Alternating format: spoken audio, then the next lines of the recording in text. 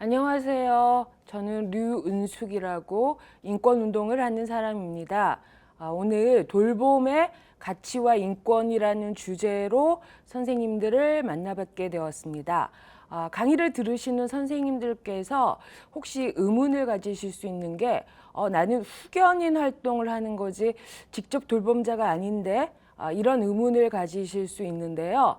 여기서 말하는 돌봄은 가장 협의의 의미의 직접적인 돌봄만을 얘기하는 게 아니라 넓게는 교육, 의료, 보건, 또 선생님들께서 하시는 법적인 후견 활동까지를 아우르는 광의의 돌봄의 의미가 있습니다. 그리고 실질적으로 돌봄에서 이 협의의 돌봄과 광의의 돌봄은 떨어질 수 없는 관계에 있거든요. 그래서 선생님들의 후견 활동이 이런 광의의 돌봄의 맥락 안에 놓여 있다는 배경 속에서 오늘 돌봄의 가치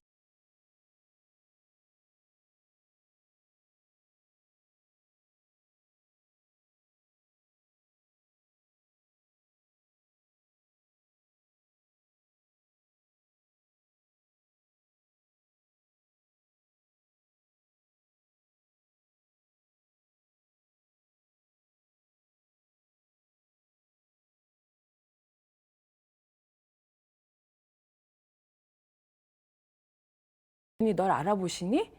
그분이 네 이름은 기억해? 이런 식으로 질문을 한다라는 거죠. 선생님들도 만약에 어떤 그 치매 어르신의 후견 활동을 하게 되면 주변 분들이 이런 비슷한 질문을 하실 것 같아요. 야, 네가 돌보는 그 사람이 너를 알기는 아니? 너를 알아보기나 하니? 이런 식으로 그 돌보는 그분의 능력을 검증하려는 그런 질문이 굉장히 많이 이어질 수가 있습니다. 그리고 또 하나 붙는 질문이 뭐냐면 어때? 야, 되게 끔찍하지? 뭐냐면 치매 상태라는 것을 다른 것도 상상할 수 있는데 대표적으로 상상하는 것이 어떤 공포스러움, 끔찍함. 그럼 그런 것과 결부돼서 뭔가 연상작용이 벌어지면 어떤 식으로 또 태도들이 나오냐면요. 너 이제 어떡하니? 그래서 사람들이 그런 질문에 담겨 있는 것은 환자에 대한 관심이라기보다는 뭐예요? 돌보는 사람, 돌보는 가족, 후견인인 사람. 그런 사람들이 마치 끔찍한 일의 피해자처럼 간주된다라는 거죠. 그래서 우리는 이 돌봄자의 부담과 고통에 대한 질문을 방향을 바꿔볼 필요가 있다고 할 수 있겠습니다. 이제 질문을 바꿔보도록 하겠습니다. 보통 이런 식으로 묻거든요. 그분이 당신 이름을 기억해? 당신을 알아봐? 이게 아니라 질문을 바꾼다면요.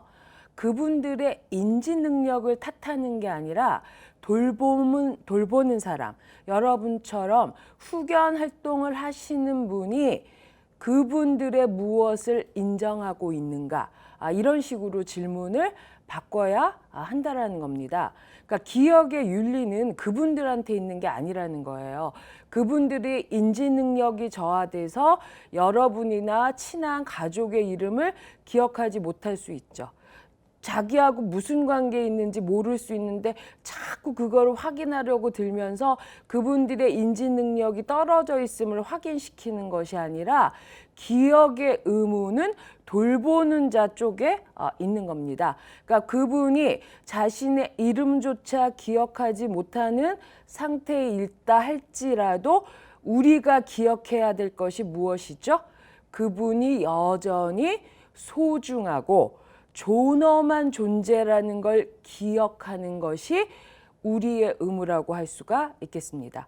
그래서 여러분의 후견 활동에는 이런 기억의 윤리, 그분이 어떤 인지 능력 저하의 상태에 있다 할지라도 여전히 존엄한 인간이라는 것을 기억하지 않고서는 돌봄이 불가능하다. 이것을 꼭 기억해 주셨으면 합니다. 우리가 여기서 출발하면 치매나 인지능력 저하의 상태가 반드시 공포스럽고 끔찍함의 얘기로만 점철되는 것이 아니라 돌봄 속에서 여러분의 후견 활동 속에서 여전히 풍부한 삶과 관계가 만들어질 수 있다. 그런 얘기를 좀 해보자. 이게 질문 바꾸기의 의의라고 할 수 있겠습니다. 예, 만약에 이런 질문이 이어지지 않으면 사회적 죽음이라는 것이 언제든지 벌어질 수 있습니다. 예, 육체적으로는 살아있는데 존엄한 존재로 존중받지 못하는 것을 우리가 흔히 사회적 죽음이나 사회적 배제라고 표현을 하는데요. 여러분의 후견 활동이 중요한 것이 무엇이냐 하면 바로 여러분이 돌보는 분을 이런 사회적 죽음과 사회적 배제 상태로부터 지켜내는 것이 여러분의 핵심적인 활동 때문이라고 할 수가 있겠습니다. 사회적 죽음이라는 게 왜 벌어질까요? 꼭 때리고 학대하고 이런 것만이 아니라 제일 핵심적인 것은 내버려 두는 것.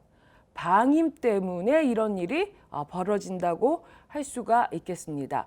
방임은 환자의 능력 때문에 벌어지는 일이 아니라 돌보는 사람들, 주변 사람들의 태도 때문에 벌어지는 일이죠.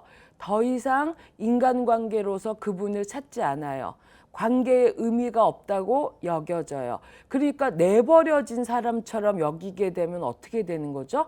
사람들이 그 사람을 비인간적인 방식으로 다루거나 무시하는 그런 일이 벌어지겠죠. 그래서 여러분의 후견 활동은 무엇보다도 핵심이 여러분이 돌보는 그분이 그런 사회적 죽음의 상태에 내몰리지 않도록 하는 것이 여러분의 중요한 역할이라고 할 수가 있겠습니다. 여러분의 돌봄 속에서 어떤 인지 상태의 분이라도 그분들의 삶은 계속되고 있다고 말할 수 있겠습니다. 예, 그래서 후견 활동을 포함하여 넓은 의미의 돌봄은 어떤 식으로 벌어지는 행위라고 할 수 있냐면요. 일방적으로 전달하는 행위가 아니라 함께하는 행위라고 할 수가 있겠습니다. 후견 활동하는 여러분이 돌봄자잖아요. 그러니까 돌봄자하고 돌봄받으시는 그분하고 함께 뭔가를 도모할 때 어느 순간 거기서 뭔가가 이렇게 생기거든요. 우리가 그걸 돌봄이라고 얘기할 수가 있겠습니다. 어떤 것을 의논하고 나누고 같이 먹고 이러는 가운데서 같이 웃을 수도 있고 울 수도 있잖아요. 어떤 철학적이나 논리적인 대화를 할 수는 없더라도 흘러가는 구름을 보고 하늘을 보고 꽃등을 바라보면서 얘기하고 느낄 수가 있습니다. 무엇보다도 여러분들은 몸을 느낄 수가 있어요. 뭐죠? 그분들을 부축해 드릴 수 있잖아요. 손을 잡아 드릴 수 있잖아요. 어깨를 토닥토닥 할 수 있잖아요. 그런 몸을 통해서 여러분들은 대화할 수가 있는 겁니다. 그래서 후견 활동에서 가장 중요한 것은 그런 함께하는 행위에 있는 거죠. 같이 얘기 나누는 거예요. 내용은 무관해요. 철학이나 수학이나 이런 걸 논할 수는 없죠. 그리고 어떤 분들은 의미 없는 말, 실어증일 수도 있고 단순히 웅얼거림이나 말도 못하시고 몸짓으로만 표현할 수 있다 할지라도 의미가 없는 게 아니라 그 속에서 대화가 벌어질 수 있다. 이렇게 생각해야지 여러분의 돌봄이 돌보는 그분과 함께 하는 행위 속에서 출현할 수 있다고 말씀드릴 수 있겠습니다. 네, 그러면 이번에는 후견 활동에서 가장 문제가 많이 되는 그 선택의 자유에 대해서 한번 생각해 보려고 합니다. 돌보는 분들의 의사결정권을 존중해라. 선택의 자유를 존중해라. 그래서 여러분들이 활동하시면서 가장 많이 강조되는 얘기일 것 같은데 솔직히 말하면 곤혹스러우시죠.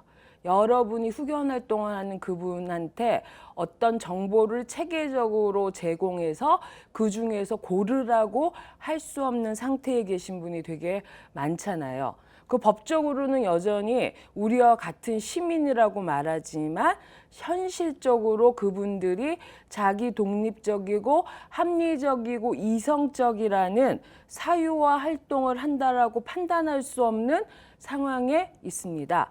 그렇기 때문에 우리가 기존의 선택의 논리, 기존의 시민의 논리를 그대로 갖고 있다면 치매 상태의 이분들의 선택의 자유를 논하는 것 자체가 불가능하다라고 말할 수 있겠습니다. 그래서 우리가 해야 될 일은 전제 자체를 바꾸려는 노력을 해야 한다고 말할 수 있습니다. 예를 들어서 선택의 자유나 시민으로서의 권리를 누리려면 전제되는 조건으로 늘 얘기하는 게 뭐죠? 자율성, 주체성, 인간다움, 소위 이런 것들이잖아요. 그리고 그런 능력들은 뭐죠? 이성적이고 자율적이고 독립적이라는 것을 증명할 만한 능력에 기초하고 있습니다. 그래서 우리가 바꿔야 될 것은 인지 능력이 저하된 시민의 능력을 따지는 것이 아니라 누구를 인간으로 보고 누구를 시민으로 보느냐라는 기준을 바꿀 필요가 있다라는 겁니다. 그래서 기준을 바꾼다면 인간이란 자율적이고 주체적인 게 아니라 뭐예요? 굉장히 취약하다.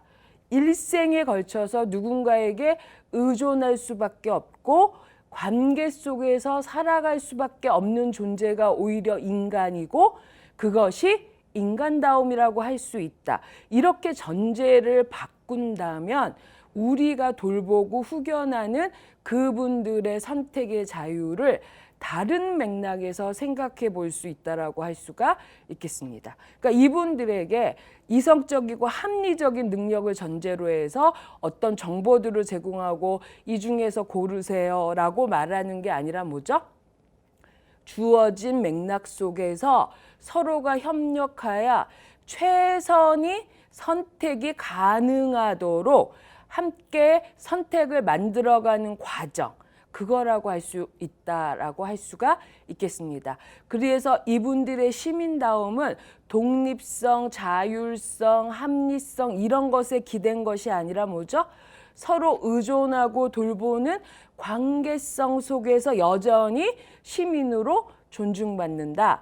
이것이 돌봄 윤리의 핵심이라고 할 수 있겠습니다. 제가 좀 전에도 말씀드렸다시피 과정이 중요하다라고 했잖아요. 과정. 좋은 원리 원칙과 법조문이 있어서 그걸 현실에 그냥 대입한다고 좋은 돌봄이 벌어지는 게 아니라 돌봄은 늘 여러분과 여러분이 돌보는 그분과의 상호작용 속에서 그 과정으로서 출현하는 거라고 할 수가 있겠습니다. 그래서 우리가 항상 생각해야 되는 게 저분의 자아, 개성, 인격 이런 거를 내가 찾아볼 수가 없는데 의심드는 순간이 많으실 거예요. 그런데 자아나 개성이나 인격이라는 것은 개인이 홀로 자급자족하는 게 아니라 인격을 갖도록 개성을 유지하도록 지지하고 지원하는 환경 속에서 그것이 출현하는 거거든요. 그러니까 여러분의 후견 활동의 과정 속에서 그분들의 자아나 개성이나 인격이 보존되고 계속 만들어질 수 있는 거라고 이렇게 생각을 하셨으면 좋겠습니다. 그래서 인권에서 가장 기본적으로 맨날 얘기하는 말이 존엄성을 인정하고 존중하라는 것인데 존엄성이 저절로 되어지는 게 아니라는 거죠. 특히 치매 어르신 같은 경우처럼 각자가 놓여 있는 정서적인 상태, 지적인 상태가 엄청나게 서로 다르거든요. 그러니까 그 상태를 보고 존엄하다, 아니다 이런 식으로 판단하는 것이 아니라 우리가 주변에서 돕는 자로서 어떤 환경을 만들어야 이분들이 계속 존엄할 수 있을까? 이것을 고민하는 것이 과정으로서의 돌봄이라고 할 수가 있겠습니다. 그래서 여러분의 후견 활동은 병을 치료하거나 이러지 않잖아요. 예, 병을 치료하거나 이러지 않는데 여러분들은 그분들이 유지하고 있는 삶을 종말로 가는 어쩔 수 없는 그런 것이 아니라 지금으로서 가치 있고 의미 있는 삶으로 만들 수 있는 힘이 여러분의 돌봄 후견 활동에 있다라고 말할 수 있겠습니다. 예, 보통 책임을 강조할 때 직접 돌보시는 분 또는 여러분처럼 활동하시는 분들의 책임만을 너무 묻는 경향이 있습니다. 그런데 여러분들이 후견 활동을 잘하기 위해서는 여러분 자신의 책임만이 아니라 여러분을 둘러싼, 여러분을 보호하는 사회적, 정치적 책임에 대해서도 신경을 쓰셔야지 여러분들이 활동을 안정적으로 잘 하실 수 있거든요. 주변에서 어쨌든 간에 나만 잘하면 되지 좀 이런 생각을 벗어나야지 여러분들의 활동이 건강하게 지속될 수 있다고 생각할 수 있겠습니다. 그래서 그간에 치매 노인을 비롯한 이 돌봄에 관계된 일은 한국 사회에서 솔직히 말하면 너무 오랫동안 무시되고 간과되어 온 경향이 있습니다. 흔히들 뭐 이런 식으로 말하는 거죠. 에이, 그거 시시한 일이잖아. 특별하게 안 배워도 누구나 할 수 있는 일 아니야? 그냥 수발드는 일이지 뭐. 여자들이나 하는 일이지. 이런 식으로 하찮게 취급하며 홀대하는 경향이 분명히 있었습니다. 이런 경향에 대해서 분명하게 우리는 이제 말해야 되는 거예요. 이게 아무나 할 일이 아니다. 여러분은 단단한 윤리의식과 그에 맞는 역량을 가지고 이 일을 하고 계신 거거든요. 그러니까 여러분 스스로 사회적으로 아무리 그런 홀대하는 말이 있더라도 이게 아무나 할 수 있는 일이 아니라는 것을 스스로 강조하실 필요가 있습니다. 그렇게 홀대하다가 한국 사회에서 코로나19 같은 위기를 맞으면서 갑자기 그 돌봄 노동을 필수적인 노동이다. 그리고 그 일에 종사하시는 분들을 필수 노동자다. 이렇게 부르는 새로운 경향이 생겼습니다. 근데 문제는 필수적이라고 말하면서 그에 걸맞는 대우를 해주지 않는 게 문제가 되고 있잖아요. 그래서 그에 걸맞는 대우와 사회적 존중을 획득하는 것은 여러분이 직접적으로 수행하는 활동만이 아니라 이 또한 중요하다라는 걸 생각해 주셨으면 합니다. 그러니까 돌봄자, 자기 자신도 스스로를 돌봐야 되잖아요. 그걸 누가 해줘야 되는 거죠? 돌봄자를 돌보는 거? 사회가 하고 정치가 해야 되는 일인 것이죠. 그래서 그 점을 강조하는 것도 여러분에게 속하는 중요한 일이라는 생각이 듭니다. 코로나19 위기에서 미국에서 있었던 일인데 그 필수적인 돌봄 노동하시는 분들이 위기 속에서 피켓을 들고 이런 구호를 외쳤어요. 우리가 아프면 당신들을 누가 돌보나요? 라는 그런 질문을 사회적으로 제기했습니다. 그래서 여러분들이 잘 돌보는 일도 중요하시지만 사회적으로 같이 책임을 지자는 메시지를 만드는 일도 저는 굉장히 중요하다고 생각합니다. 상품을 생산하는 노동 되게 중요하죠. 뭐 물건 만들고 이런 노동 중요하죠. 근데 그런 생산 노동이 있기 위해서는 그 밑바닥에 무엇이 있어야죠? 잘 돌보는 관계가 있어야지 생산 노동이 가능하거든요. 예, 노인분이나 사회적으로 약한 사람들이 잘 돌봄받는 사회에서라야 좋은 생산도 벌어질 수가 있잖아요. 그래서 여러분들은 여러분들의 활동에 충실하면서도 늘 이런 점을 사회적으로, 정치적으로 강조하실 필요가 있습니다. 돌봄 노동은 상품 생산 노동보다 훨씬 근본적이고 중요하다. 그만한 대접을 받아야 한다라는 것을 당당하게 자주 말씀하실 것을 권해드립니다. 예, 이와 같은 흐름 속에서 몇 년 전에 돌봄 요양 노동자 권리 선언이라는 게 있었어요. 2018년에 있었던 것인데 여러분이 그 후견 활동을 하실 때 그 돌봄자와 직접 그 돌봄 노동하시는 분의 관계가 나쁘면 여러분도 후견 활동을 제대로 하기 힘드시거든요. 그래서 이건 요양보호사의 일, 이건 나의 일, 이건 의사의 일, 이렇게 돌봄은 이렇게 분리될 수가 없는 밀접한 관계 속에서 이루어지기 때문에 여러분의 후견 활동에 직접 속하지 않는다 할지라도 그분을 직접 돌보는 돌봄 노동자와 돌봄을 받으시는 분 간의 관계가 굉장히 인권을 존중하는 방식으로 이루어지는 게 여러분들의 후견 활동에서도 굉장히 중요하다고 할 수가 있겠습니다. 그래서 2018년에 있었던 돌봄 요양 노동자 권리 선언의 핵심 내용이 크게 6가지거든요. 인격을 존중받을 권리, 폭력으로부터 안전할 권리, 특히나 성폭력이나 성차별에서 벗어날 권리. 여러분들이 후견 활동하시다 보면 여러분이 후견하시는 그분이 솔직히 말하면 환자이면서도 이런 성폭력, 가해자일 가능성이 굉장히 많잖아요. 그래서 이런 일이 벌어지지 않도록 미리 예방하는 것이 굉장히 중요한 일이겠죠. 예, 그리고 적정한 임금을 받고 안정적으로 일할 권리. 수시로 바뀌고 이러면 안 되는 거잖아요. 그것은 돌봄 노동자한테도 안 좋은 일이지만 돌보는 받으시는 분한테도 굉장히 좋지 않은 그런 거죠. 그래서 꾸준하게 건강하게 일할 권리. 돌봄 서비스의 공공성을 강화할 권리. 공공성이 강화되면 돌봄 노동자한테 좋을 뿐만 아니라 돌봄을 받으시는 그분한테도 좋은 거죠. 그런 안정성 속에서 여러분이 후견 활동도 잘할 수가 있는 거거든요.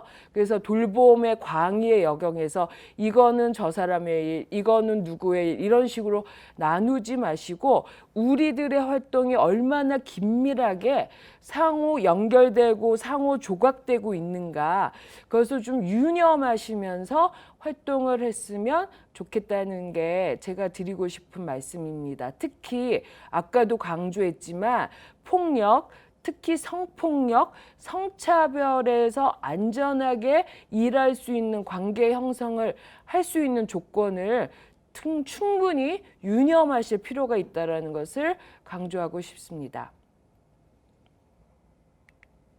예, 돌봄자에 대한 돌봄에 대해서 한국에서뿐만이 아니라 세계적으로 많은 윤리 철학자들이나 정치 철학자들이 관심을 갖고 발언하기 시작했습니다.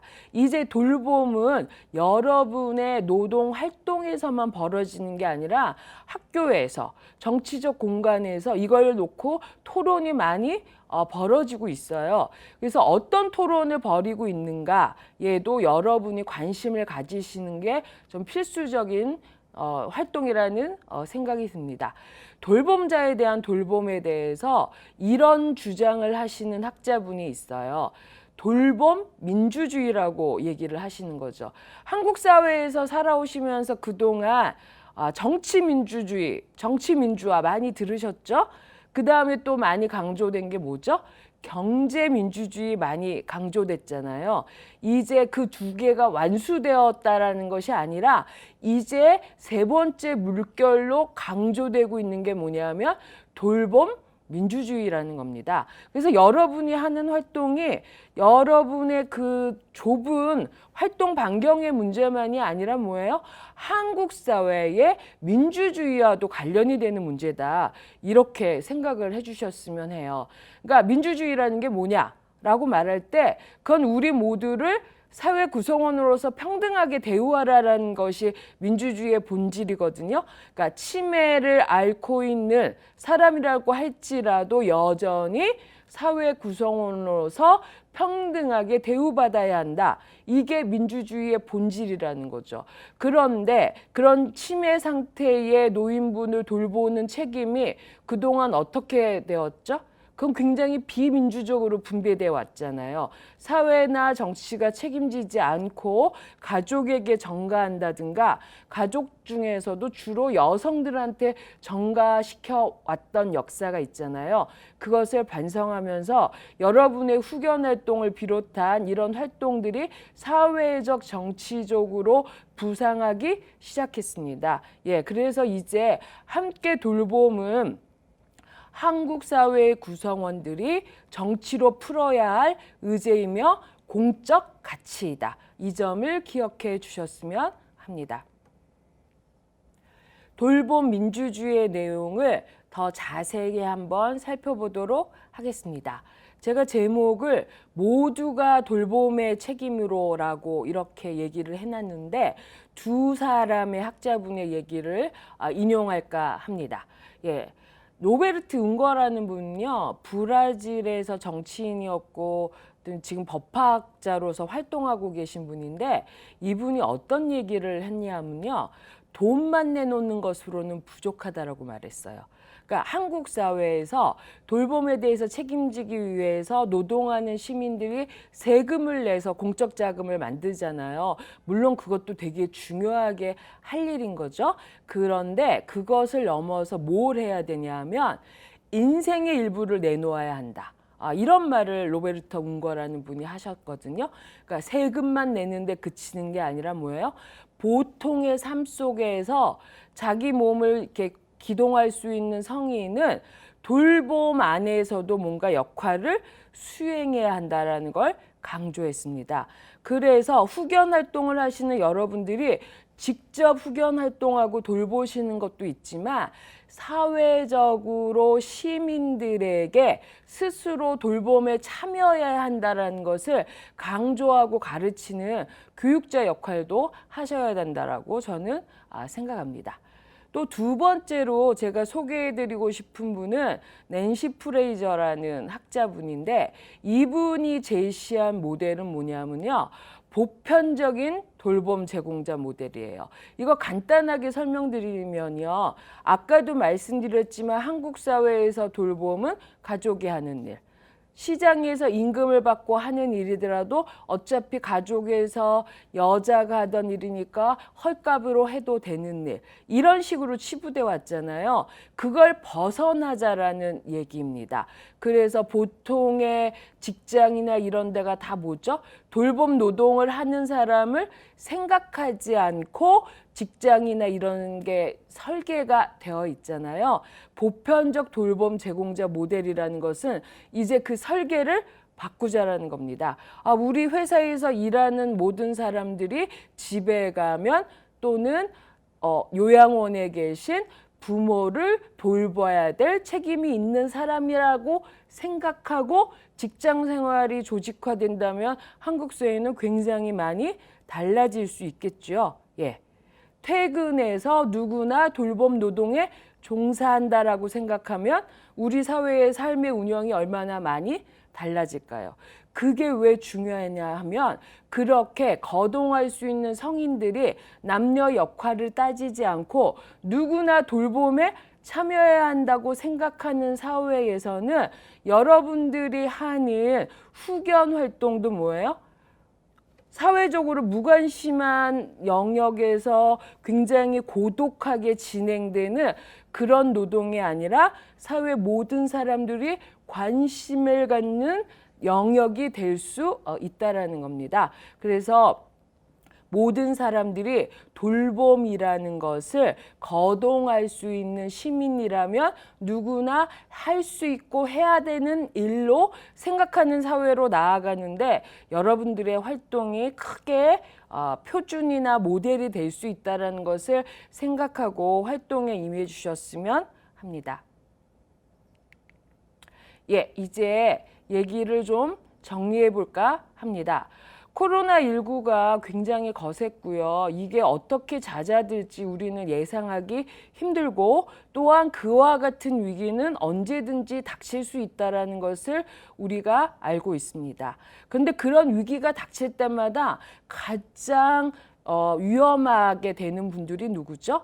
바로 여러분들이 돌보는 치매 노인을 비롯한 이런 분들이 솔직히 말하면 가장 크게 위기를 맞게 되잖아요. 아프면 쉬라고 얘기하는데 아프면 쉬는 사회는 저절로 오지 않습니다. 그래서 우리가 어떤 자리에서 어떤 관점으로 생각하느냐가 굉장히 중요하거든요. 그러니까 이전 사회에서는 건강한 사람들, 이성적이고 합리적이고 독립적으로 생각하고 활동할 수 있는 사람들을 중심으로 생각해 왔다면 이제 우리가 생각을 바꾸자는 거죠. 기준을 바꾸자는 거죠. 기준을 누구한테로 바꿔요? 바로 여러분이 함께하고 있는 그분들로 기준을 바꿔보자라는 게 이 돌봄의 제안입니다. 아픈 사람들, 손상과 노화를 겪는 사람들, 그리고 여러분처럼 돌보는 사람들의 자리에서 이 한국 사회를 분석하고 새로운 방법을 모색할 때 아프면 쉬는 사회라는 것이 가능하다라는 거죠. 아프면 쉬는 사회는 치매 노인만을 위해서 좋을 뿐만 아니라 지금 건강하다고 자부하는 모든 사람들을 위해서도 꼭 필요한 사회라고 할 수가 있겠습니다. 그래서 마지막으로 당부드리고 싶은 것은 돌봄 노동을 하시는 여러분들의 경험을 여러분의 반경에 가둬두지 마시고 대사회적으로 돌봄에 대한 교육자이자 새로운 사회를 만들기 위한 개척자로서 본인들의 활동을 생각해 주셨으면 합니다.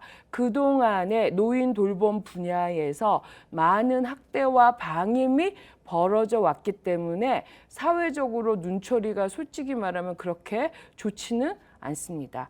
그 안에 갇히지 말고 그런 눈초리에 갇히지 말고 여러분들이 이 당당하게 돌봄의 활동에 임하시고 그 활동의 경험을 대사회적인 교육의 내용으로 삼을 때 진정으로 우리 모두가 인간답게 어울려 사는 사회를 앞당길 수 있지 않을까 생각해 봅니다. 예, 경청해 주셔서 감사합니다.